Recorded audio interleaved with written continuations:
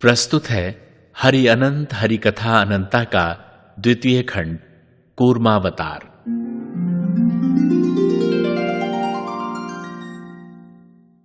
क्षितिरति विपुल तरे तव तिष्ठति पृष्ठे धरणि धरण किण चक्र गरिष्ठे केशव धृत कच्छप रूप जय जगदीश हरे।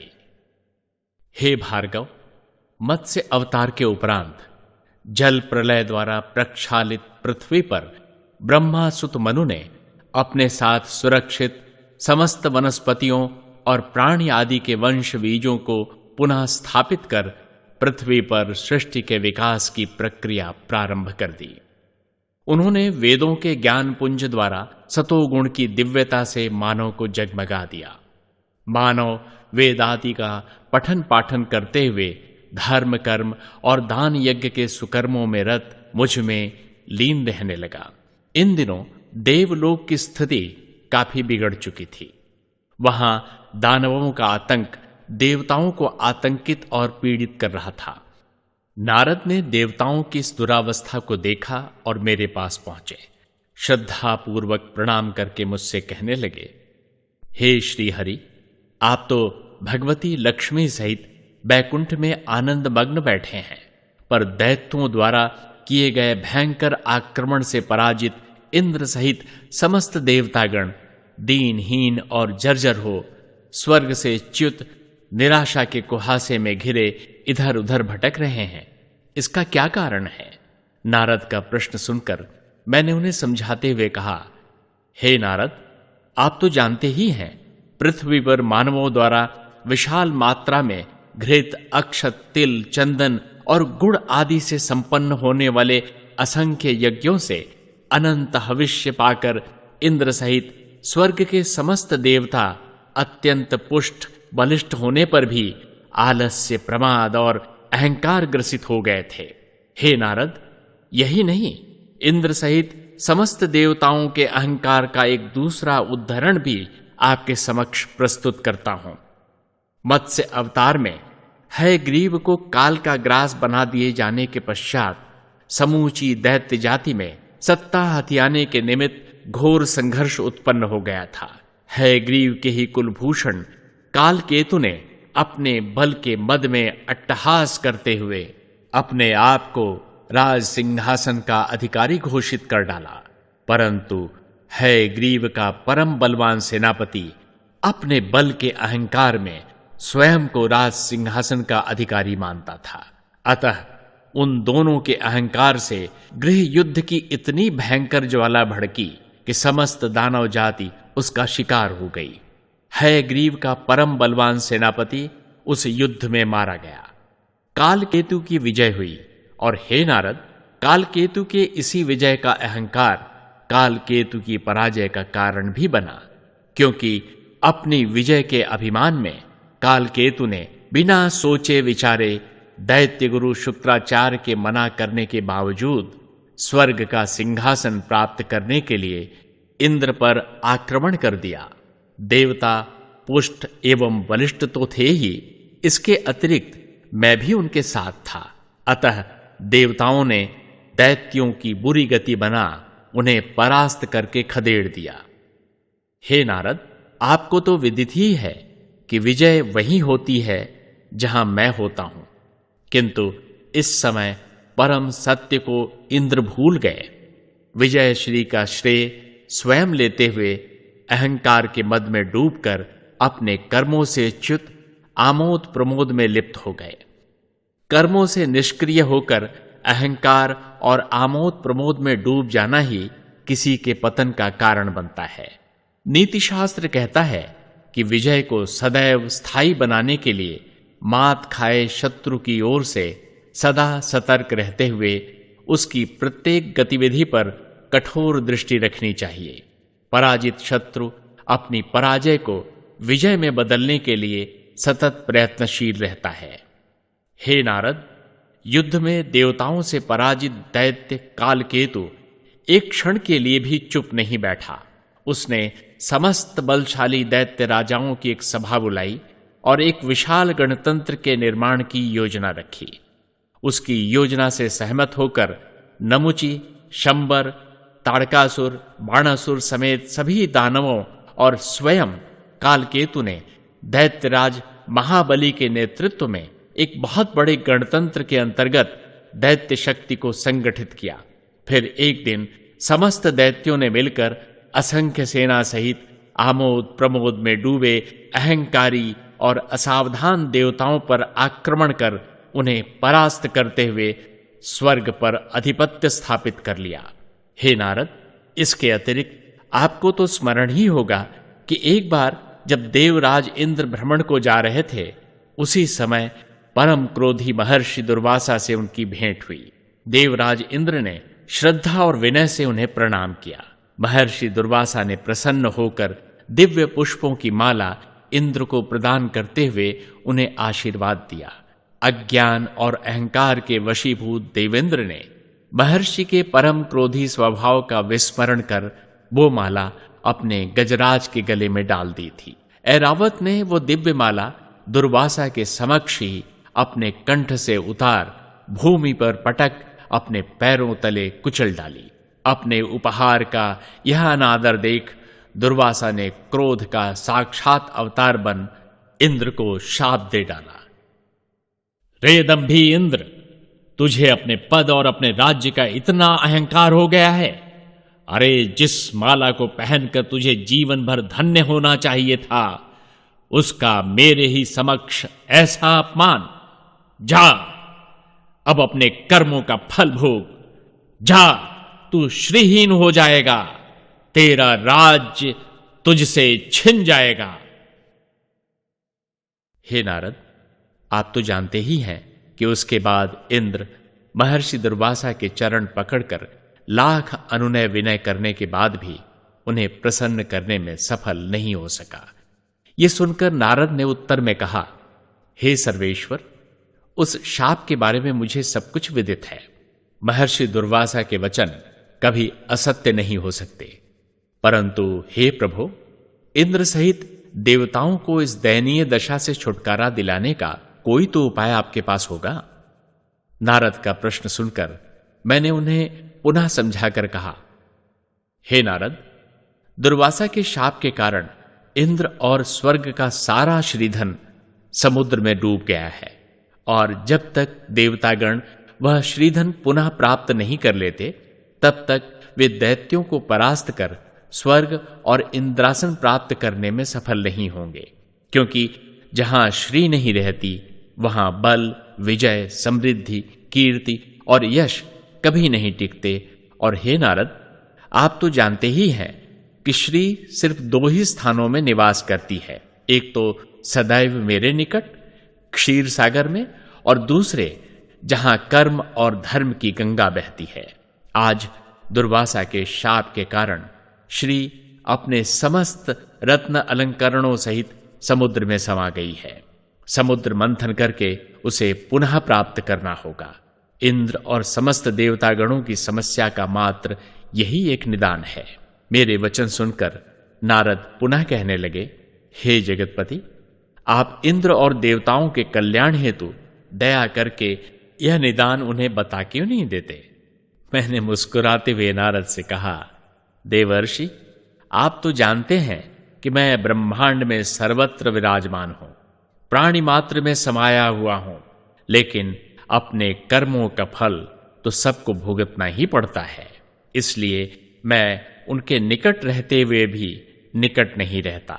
हे नारद, इंद्र सहित समस्त देवता इस समय अपनी सहायता के लिए पितामह ब्रह्मा के पास गए हुए हैं। पितामह स्वयं सक्षम हैं, वे उन्हें अवश्य ही कोई मार्ग दिखाएंगे। इतना कहना ही था कि ब्रह्मदेव सभी देवगणों सहित बैकुंठ पधार गए। ब्रह्मदेव ने दैत्यों के घोर अत्याचार और देवताओं की पराजय की करुण कहानी खिन्न मन से सुनाकर मुझसे देवताओं के दुख की समाप्ति का उपाय पूछा। इस पर मैंने कहा, हे ब्रह्मदेव, इसमें खिन्न होने की कोई बात नहीं है। इस विपत्ति का उपाय मात्र समुद्र मंथन है, परंतु यह कार्य अकेले देवताओं से संभव नहीं होगा। इसके लिए हमें दैत्यों की बल की भी आवश्यकता पड़ेगी। अतः आप देवगणों को समझाएं कि वे दैत्यों से संधि करके उनके समक्ष समुद्र मंथन का प्रस्ताव रखें और बिना लोभ किए दैत्यों की शर्तें मान लें। इसके अतिरिक्त समुद्र मंथन से बहुत सारे लाभ के साथ ही साथ बहुत सारी हानि भी संभव है। समुद्र मंथन में अमृत के साथ विष भी निकलेगा, जिसके कारण सृष्टि का विनाश भी हो सकता है। अतः विरंची, आपसे मेरा निवेदन है कि आप देवताओं सहित महादेव शंकर के पास जाकर सृष्टि के कल्याण हेतु प्रार्थना करें। हम तीनों में एक सदाशिव ही तो है जिन पर चंदन वृक्ष की भांति हजारों विषधर लिपटे रहने के बाद भी उन्हें विष व्याप्त नहीं होता। वे सदाशिव ही उस भयंकर हलाहल को पीकर सृष्टि का कल्याण कर सकते हैं। हे पितामह, इतना ही नहीं, समुद्र को मथने के लिए उतनी ही बड़ी मथनी और उतनी ही बड़ी रज्जु की आवश्यकता होगी, जिसके लिए मंदराचल पर्वत को मथनी के भांति प्रयोग करना पड़ेगा और नागराज वासुकी के अतिरिक्त अन्य किसी वस्तु का रज्जु के स्थान पर प्रयोग संभव नहीं है। मंदराचल पर्वत को उसके स्थान से उखाड़कर समुद्र तक ले जाना अत्यंत दुष्कर कार्य है और यह दैत्यों के साथ मिलकर ही संभव हो सकता है। नागराज वासुकी को रज्जु के रूप में प्रयोग करने के लिए भी प्रार्थना करके उनकी स्वीकृति प्राप्त करनी पड़ेगी। हे भार्गव, देवताओं की विपत्ति के निवारण का उपाय जानकर पितामह ब्रह्मा ने समस्त देवगणों को समुद्र मंथन के लिए प्रेरित किया। पितामह ब्रह्मा द्वारा दिया गया मेरा परामर्श मानकर देवताओं ने दानवराज से संधि करके उनके समक्ष समुद्र मंथन का प्रस्ताव रखा। समुद्र के गर्भ से प्राप्त होने वाले रत्न वैभवों का लोभ संवरण न कर पाने के कारण दानव जाति समुद्र मंथन के लिए तुरंत तैयार हो गई। उत्साह और उमंग से भरे समस्त दैत्य और देवता मंदराचल पर्वत के समीप पहुंचे। उन्होंने अपने प्रचंड संयुक्त बल को प्रयुक्त करते हुए उसे जड़ से उखाड़ लिया। मंदराचल के उखड़ने की भयंकर ध्वनि से पूरा ब्रह्मांड डोल उठा। इसके बाद अपने पूरे उत्साह और बल का प्रयोग करते हुए दैत्य और देवता मंदराचल को उठाकर समुद्र की ओर दौड़ चले। हे भार्गव, यह सरल कार्य नहीं था। थोड़ी ही दूरी तय करने के उपरांत देवताओं और दानवों के सारे कस बल ढीले पड़ गए। हे भार्गव, आप तो जानते ही हैं कि जब तक कोई भी प्राणी अपने अहं के वशीभूत किसी भी कार्य को स्वयं साधने का प्रयत्न करता है, तब तक मैं उसकी सहायता नहीं करता। बस ज्यों ही अपने अहं त्याग मेरे अधीन हो जाता है, अपने सारे कार्य मुझे सौंप देता है, मैं उसके दुसाध्य कार्य भी क्षण मात्र में संपन्न कर देता हूं। मैंने अपने वाहन गरुड़ सहित वहां पहुंचकर मंदराचल को गरुड़ की सहायता से बात ही बात में सागर तट तक पहुंचा दिया। मंदराचल पर्वत सागर तट पर पहुंच गया। देवता और दानव पुनः उत्साह में भरकर नागराज वासुकी के पास उपस्थित हुए। नागराज वासुकी ने उनकी प्रार्थना स्वीकार कर ली, किंतु उन्होंने प्रश्न किया, हे देवगण, मेरे पास थोड़ा सा विष होने के बाद भी पूरा ब्रह्मांड मुझसे भयभीत रहता है, लेकिन सागर मंथन से तो विशाल मात्रा में हलाहल निकलेगा। उससे सृष्टि की सुरक्षा के लिए आपने क्या उपाय सोचा है? वासुकी के प्रश्न पर देवताओं ने उन्हें विनय पूर्वक उत्तर दिया, हे नागराज, आपके वचन सत्य हैं। आपकी अनुमति प्राप्त हो जाने के बाद हम सदा कल्याणकारी आदिदेव शिव के समक्ष उपस्थित होकर उनसे हलाहल से हमारी और पूरी सृष्टि की रक्षा की प्रार्थना करने के लिए ही प्रस्थान करने वाले हैं। इस प्रकार नागराज वासुकी से विदा लेकर समस्त देव दानव कैलाश पर्वत पर समाधि में लीन आदिदेव महादेव के समक्ष उपस्थित हुए। भगवान शंकर को समाधि में लीन देखकर समस्त देवगणों को अत्यंत निराशा हुई। उन्होंने माता पार्वती के चरणों में शीश नवाकर प्रणाम करते हुए अपनी गंभीर समस्या उनके सम्मुख प्रस्तुत की। मां पार्वती ने सृष्टि पर आने वाली विपत्ति की संभावना से द्रवित होकर भोले शंकर को समाधि भंग करने पर विवश कर दिया।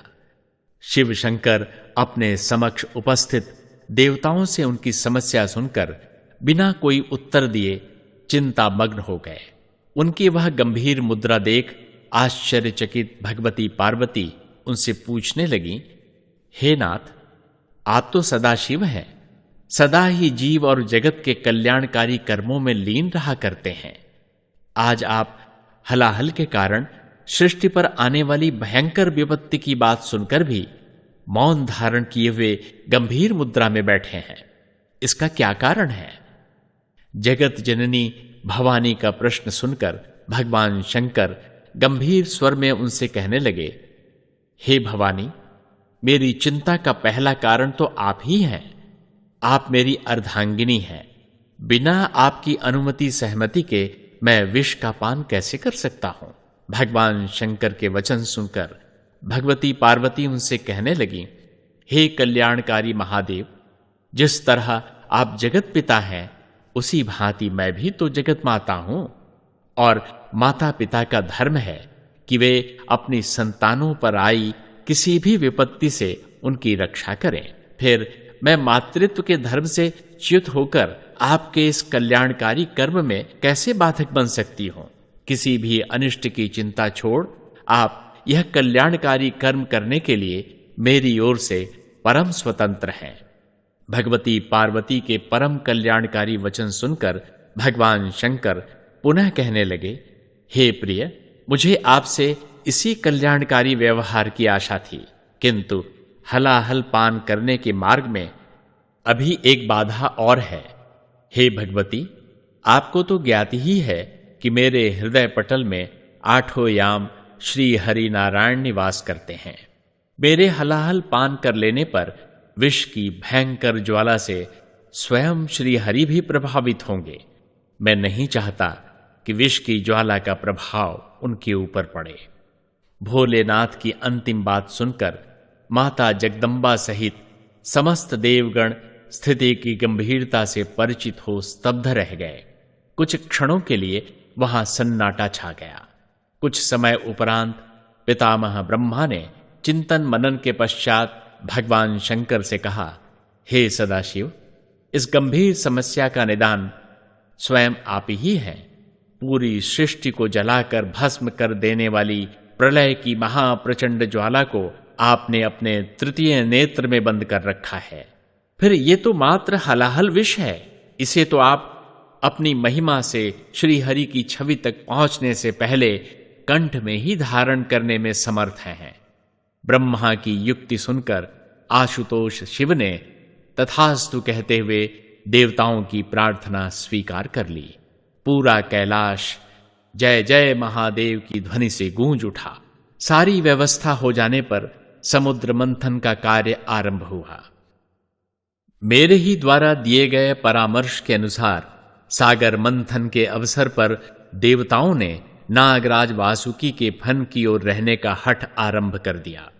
देवताओं के हठ के कारण दैत्यों को वासुकी की पूंछ की ओर रहने में अपमान लगा। वे दंभपूर्वक गरजने लगे, हम बड़े हैं, हमने इन देवताओं को परास्त कर दिया है, हम क्यों पूंछ की ओर रहें, हम तो फन की ओर ही रहेंगे। देवताओं ने अपना हठ त्याग दैत्यों की बात मान ली। यही तो मैं चाहता था, इसी में देवताओं का कल्याण छुपा था। मुझे ज्ञात था कि समुद्र मंथन की प्रक्रिया के समय नागराज वासुकी के हजारों विकराल फनों से निकली विष की भीषण ज्वाला से समस्त देवता क्लांत और क्षीण हो जाएंगे। अतः मैंने उन्हें सुरक्षित रखने के लिए अभिमान में डूबे दानवों को उनके अहंकार का ही शिकार बनाकर युक्तिपूर्वक उन्हें वासुकी के फन की ओर रहने पर बाध्य कर दिया। समुद्र मंथन प्रारंभ हुआ। मंथन के आरंभ होते ही मंदराचल पर्वत अपने भार के कारण समुद्र में डूबने लगा। यह देखकर देवता चिंतित हो फिर मेरे पास आए। मैंने उनसे कहा, हे देवगण, आप जानते हैं कि कोई भी मंगल कार्य आरंभ करने से पूर्व अमंगलहारी श्री गणेश का विधिवत पूजन किया जाता है और विघ्नहर्ता गणेश ही किसी भी कार्य में उपस्थित होने वाले समस्त विघ्नों को क्षण मात्र में दूर कर देते हैं। यह सुनकर समस्त देवता सिद्धि विनायक गणपति की विधिवत पूजा करने के पश्चात उनकी स्तुति करने लगे। गाओ रे मिली गणपति वंदन, सकल अमंगल मूल निकंदन, सुख स्वरूप सकल शुभ दाता, विघ्न विनाशक भाग्य विधाता, लंबोदर गज कर्ण प्रभंजन, गाओ रे मिली गणपति वंदन। एक दंत गणनायक स्वामी, वरदेश्वर विभु अंतरयामी, पुण्य सेतु अरु पाप विभंजन, गाओ रे मिली गणपति वंदन। रिद्धि सिद्धि मुद मंगल दाता, गजमुख गणपति सृष्टि विधाता, पार्वती सुत भोला नंदन, गाओ रे मिली गणपति वंदन। भालचंद्र रवि कोटिल जावन, सुमुख मनोहर अनुपम पावन, देव शिरोमणि शिव मनरंजन, गाओ रे मिली गणपति वंदन।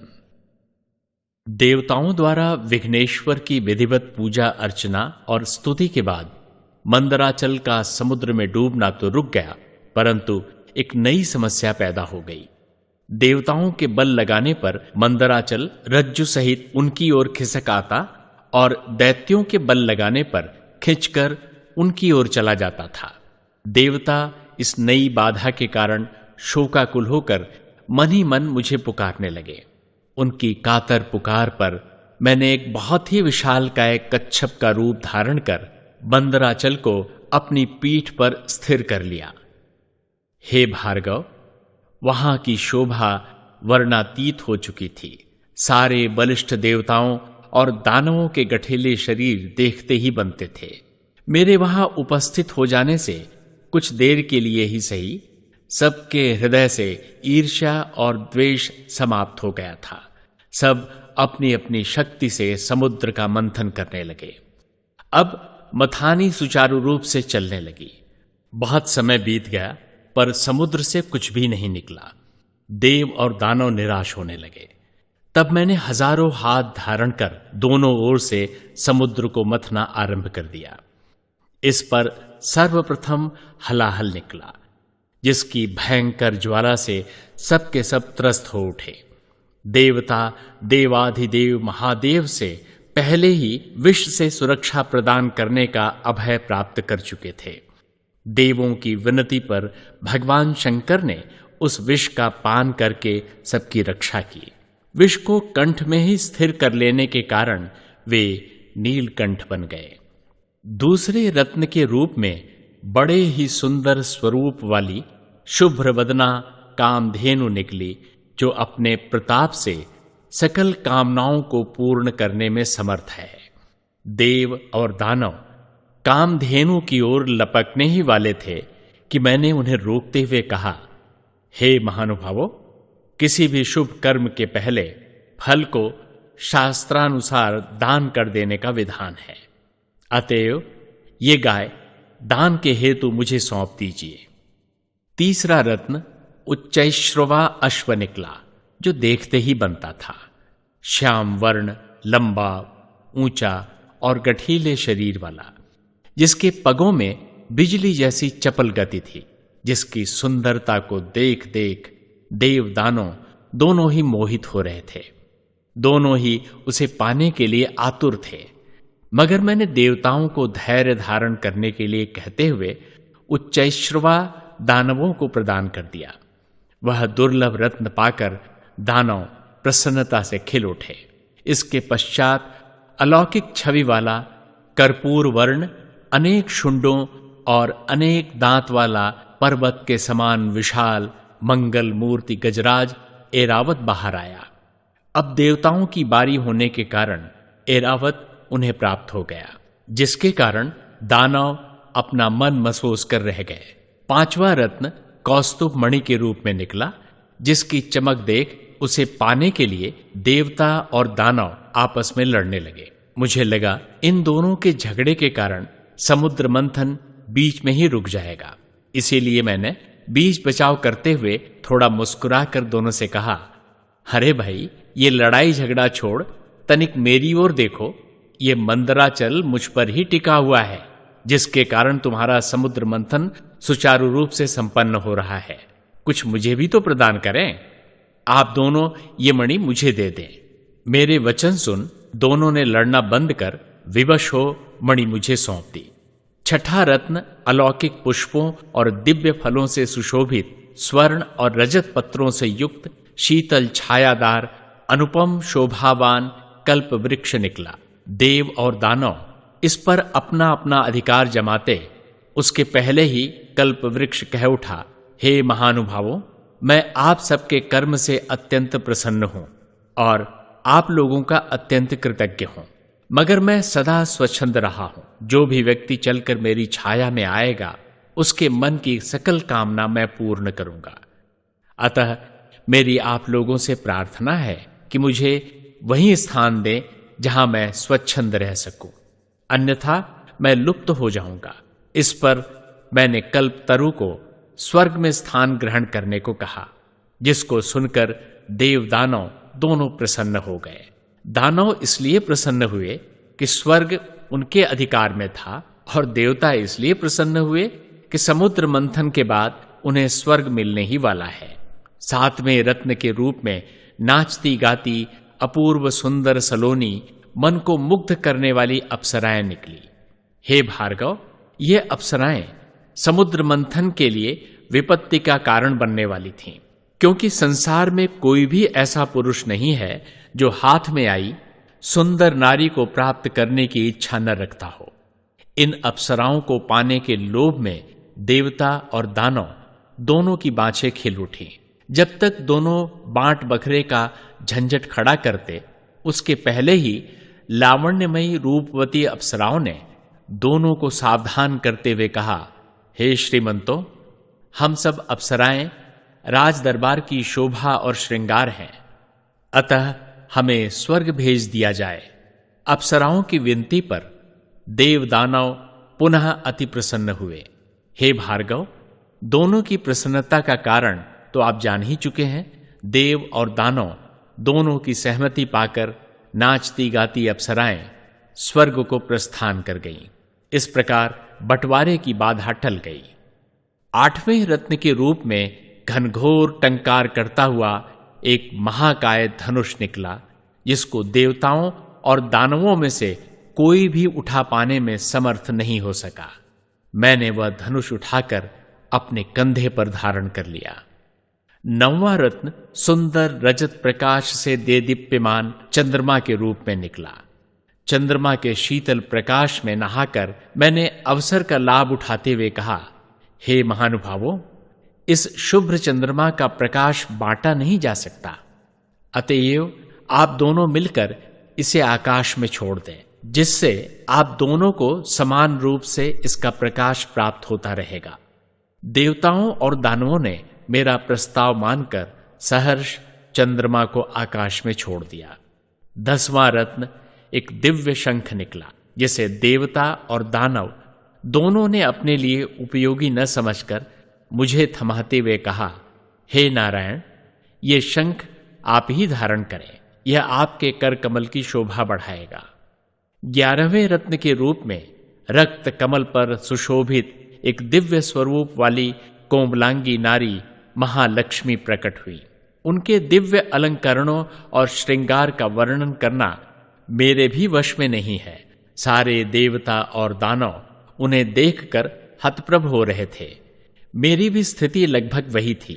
भला हो सुमुखी लक्ष्मी जी का, जिन्होंने उस विस्फोटक स्थिति से हम सबको उबारते हुए अपनी सुमधुर वाणी में कहा, हे उपस्थित महानुभावों, मैं आप सबकी मनः स्थिति से परिचित हूं।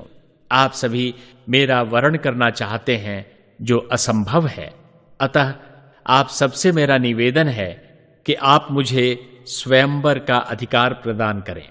इस पर हम सबने सहमति प्रकट करते हुए अपने अपने रूप स्वरूप को संवारना शुरू कर दिया, किंतु अंततः देवी लक्ष्मी की वरमाला मेरे ही गले में पड़ी और हे भार्गव, उसी दिन से लोग मुझे लक्ष्मीपति कहने लगे। 12वां रत्न बेहोश कर देने वाली वारुणी निकली, जिसको चख लेने भर से व्यक्ति मस्त होकर लड़खड़ाने लगता है। बड़ी देर की प्रतीक्षा के बाद वारुणी दानवों को मिली थी, जिसको छक्कर पीने के बाद वे मदमस्त हो समुद्र मंथन में और जोर शोर से जुट गए, जिसके फलस्वरूप 13वें और 14वें रत्न एक साथ प्रकट हो गए। धन्वंतरी स्वयं अपने हाथों में अमृत कलश धारण कर समुद्र से प्रकट हुए। वारुणी पीकर दानव तो मदमस्त थे ही, अमृत निकला जानकर देवता भी अपना धैर्य खोकर सुंदर स्वरूप वाले कांतिवान आयुर्वेद के जनक महाराज धन्वंतरी की तरफ न देखते हुए सब के सब अमृत कलश की तरफ झपट पड़े। हे भार्गव, मुझे इस भयावह दृश्य की कल्पना थी ही, इसीलिए मैंने उपेक्षित धन्वंतरी महाराज को स्वर्ग में भेज दिया। स्थिति विस्फोटक हो चुकी थी।